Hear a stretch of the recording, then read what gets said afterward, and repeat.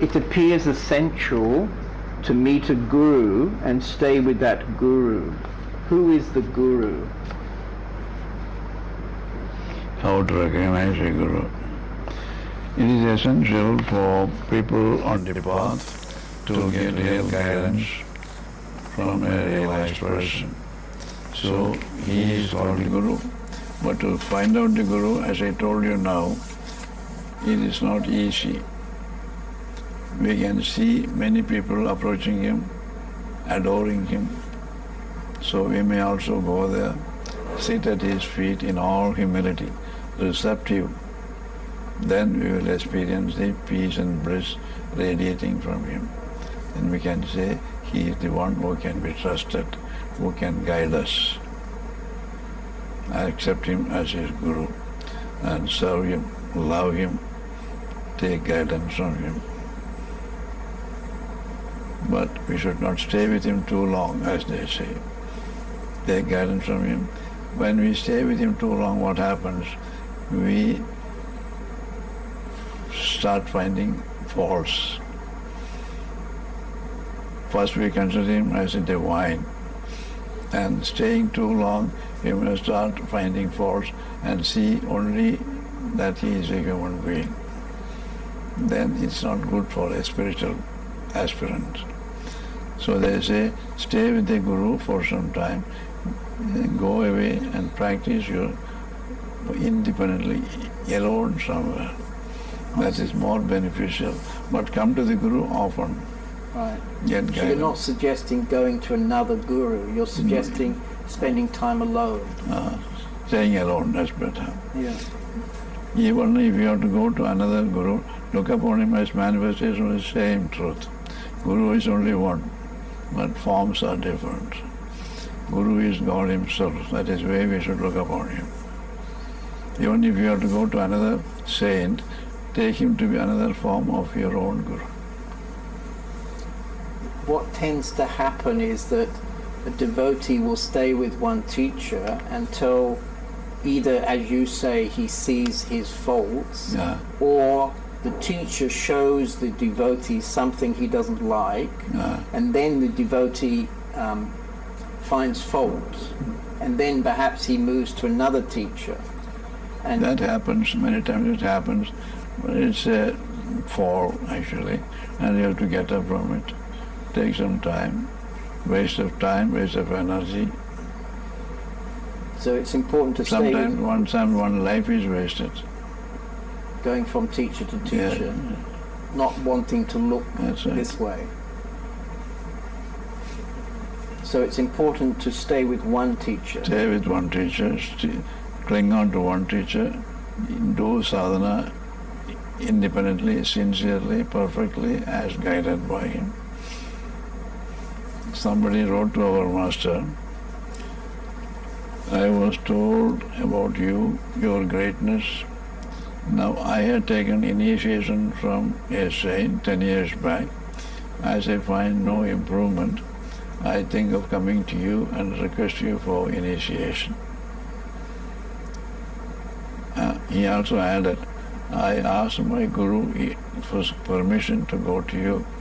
He wrote back to say that it is all right, you go and get initiation from Swami Ramdas if it is going to help you.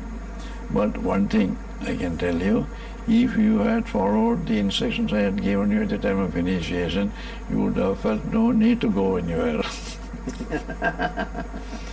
So Papa also wrote back to him, your Guru has said perfectly correctly, if you had followed his teachings perfectly, you would not have felt the need to go in search of another.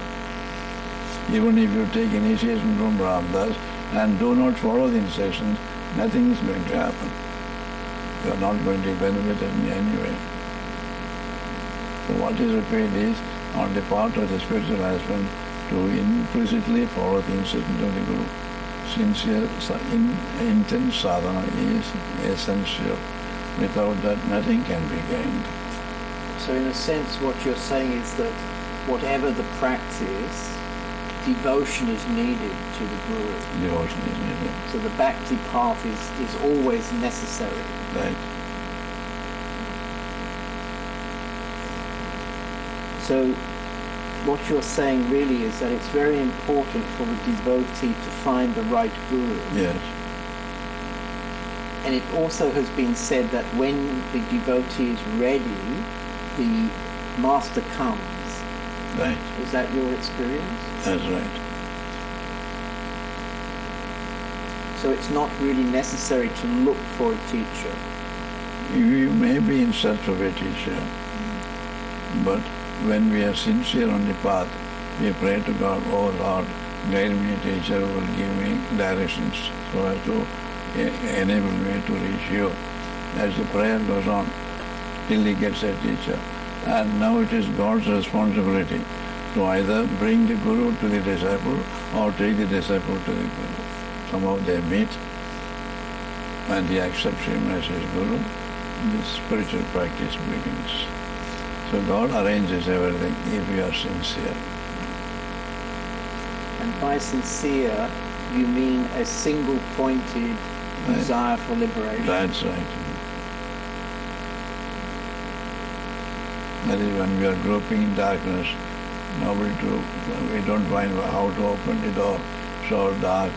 What do? Oh Lord, I don't find the way. Please guide me, please show me light. Like that, please send somebody who can guide me. Send somebody who can show me light. That's our prayer to God. Then we come in contact with the Guru.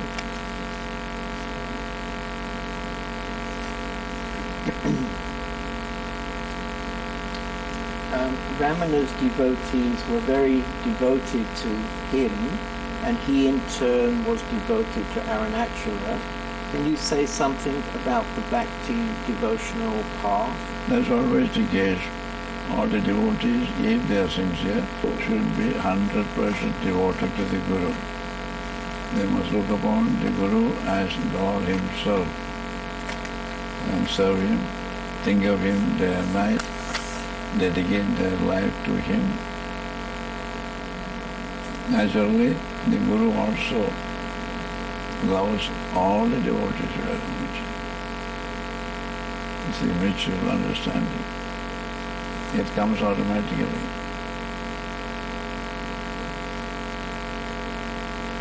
Devotion of the devotees please the Guru. They say, the devotees, sometimes the devotee comes and asks, what can I do for you? What service can I do for you? The Guru doesn't want any service. He says, do your sadhana properly. Means think of God constantly. That itself is sufficient to make me happy. That is what they want. They don't want any other service. What does the Guru want from the disciple? What does the Guru want? What does the Guru want from the disciple? Guru wants devotion. Devotion to God. That's what he wants. The Guru is very much pleased if the devotee thinks of God day and night. How can he understand it? He simply say that I am devoted to God is not sufficient. When I am devoted to God, I think of God always and I love everybody. I serve everybody as well as possible. That also must be seen in our life. Then only the Guru will be pleased. Simply say, I am devoted to God. I don't like my neighbor. I don't like my brother. That's not devotion. If he is a real devotee, he loves everybody. Because he sees God in everybody. Yes. He is not only everybody, every creature. Is there a danger that the devotee will become too attached to the form of the teacher? That is also a danger, but from the very beginning, the Guru hammers on the disciple that he should be looked upon not as the body, but as the self. They always say, don't get attached to this body. This body may perish one day or other, then you will feel bad about it. But be attached to the truth within this body. Cling on to that truth, not to this body. They always hammer on that. But in spite of all this, some devotees get attached to the body and naturally they feel the separation from us when the Guru drops the body. So from the very beginning, if you are trained to get attached to the spirit in him and not to the body, we will not be unduly affected when he drops the body. You will feel that he is within us. Yes, it's interesting when Ramana left his body, or when he was about to leave his body, his disciples were very upset and asking him, don't leave, don't leave. And he said, where could I go? Oh, I'm here only. I'm here only. I'm in your own heart. Right. And so the true devotee will understand that. That will be his experience. Right.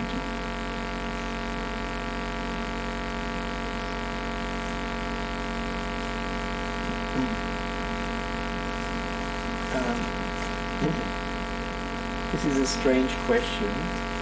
Seekers often have curious ideas about the enlightened state. For example, some seekers think that the enlightened sees the world as a grey nothing while sitting in eternal bliss. I mean, this is one popular idea perhaps.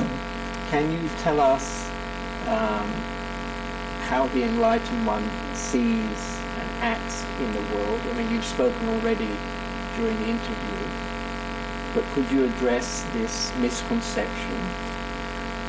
You cannot say that they see nothing in the world. They see the world, they see the names and forms. They know that they are all forms of God. God himself has taken different forms. God himself is playing this eternal drama. That is their vision. They are conscious of the physical part of the universe as well as the spiritual substratum. That is the, what they call, base for this manifestation. They are conscious of both. Those who realize the truth abide on the self and engage themselves in activities. And is it necessary to always be in bliss, or in fact will there be different emotions coming and going? They are established in their own self, but when they see something wrong, they may feel bad about it. When they see something good happening, they may be happy about it. This is part of the nature, and they are witnesses of what is happening in the nature. They don't identify themselves with the universe or with the nature, but they remain as witnesses. But at the same time, they can express happiness or sorrow. Many people feel, even I used to feel when our Papa used to say, Ramdas is sorry to hear about the passing away of your father. I used to ask Papa, why should you feel sorry when you know the truth? That everything passes away. Oh, even that is all right. That is belonging to nature, that is belonging to a play. That is possible. So these expressions of different moods are also possible in realized souls. Though at the same time, they remain perfectly safe in their own self, always peaceful and blissful. But they can be angry also? They can be angry. Yeah. Their anger is called righteous indignation. It is harmless anger, to set others right. When our mother was seriously ill before she passed away, I used to ask her, Mother, how are you? She said, the body is suffering a lot, but I am perfectly peaceful and happy. That's what she used to mark always. So I and the body, they know, are different.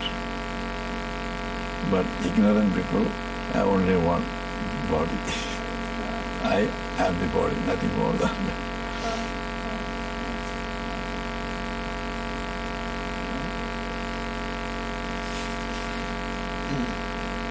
So during the course of this interview, you have very clearly set out a way. But as a last question, if somebody came to you with a passion for awakening, what would be your short advice to that person? With a passion for enlightenment, what do you mean by that? Passion for awakening, strong, serious longing for awakening. That's a question for Want to get himself enlightened. Yes. He was sincerely focused on Yes, we have to tell him that he has to pass through some disciplines to get enlightenment. He has to purify his mind. He has to pass through the course of sadhana prescribed for that purpose.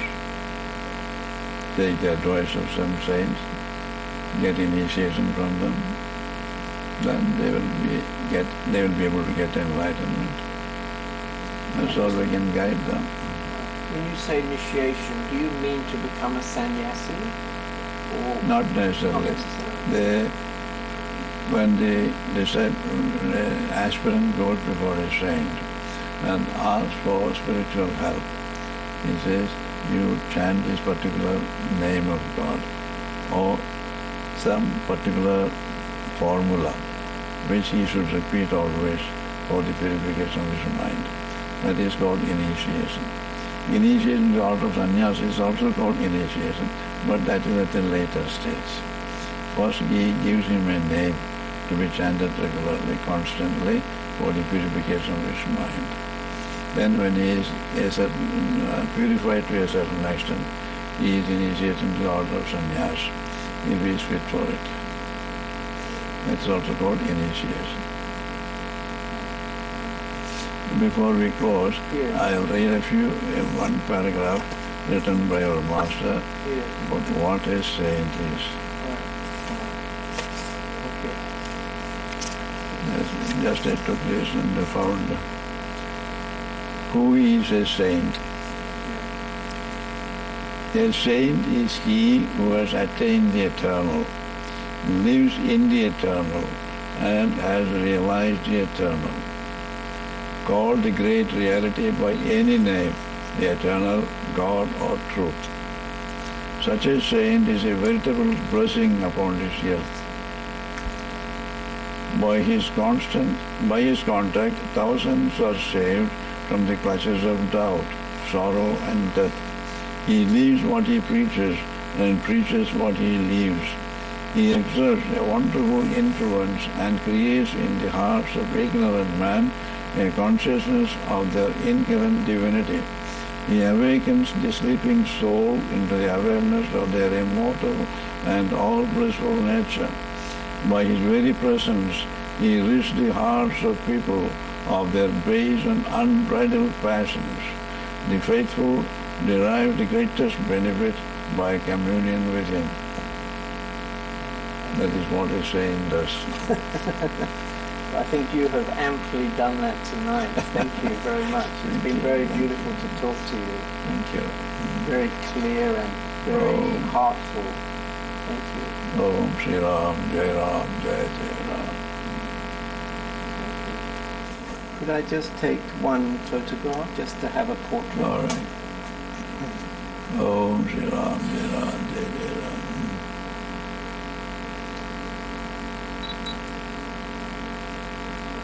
I'll show you.